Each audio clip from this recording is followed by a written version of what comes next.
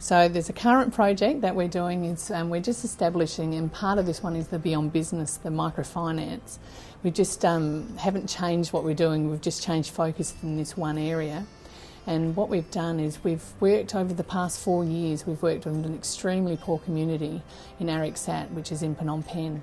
And there's a community there of 600 people, which is about, 600 families, which is about 3,000 people who are extremely poor. They earn approximately 50 cents a day, but up to maybe $1 a day in this area.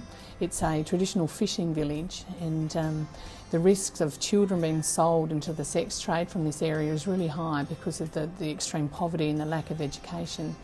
So we've gone over there, and as I said, over 4 years we've built relationships with the commune leaders and the other leaders of that community, and we've chatted with them and established that if we set up a vocational training centre, the women of the families can come and they can learn a trade.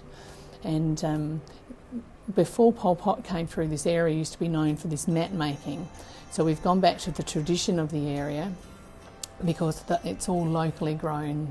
So we've set up a vocational training centre where the women can come and they can learn how to make these traditional mats.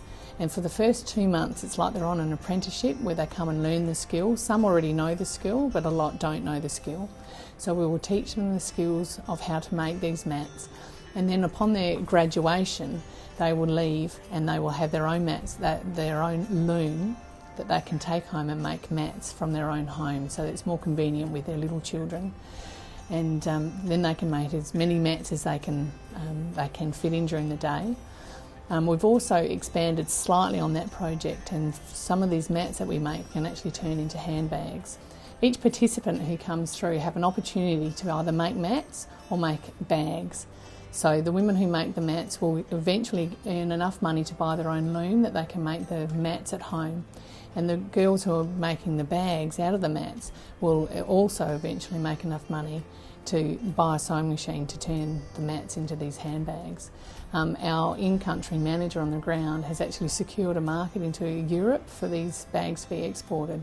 So having our in-country manager, Bissette, actually securing the market for these women's goods that they make is a real relief, because one, they don't have to sell their own produce that they're making. The market's already there, so the women can actually concentrate on the quality of the goods that they make, and also they can put back into their family, so the children can go to school and have an education. So by providing this extremely poor community with financial security and educating their young, the risk that these children are going to be sold into the sex trade is just about gone, because they're secure in themselves.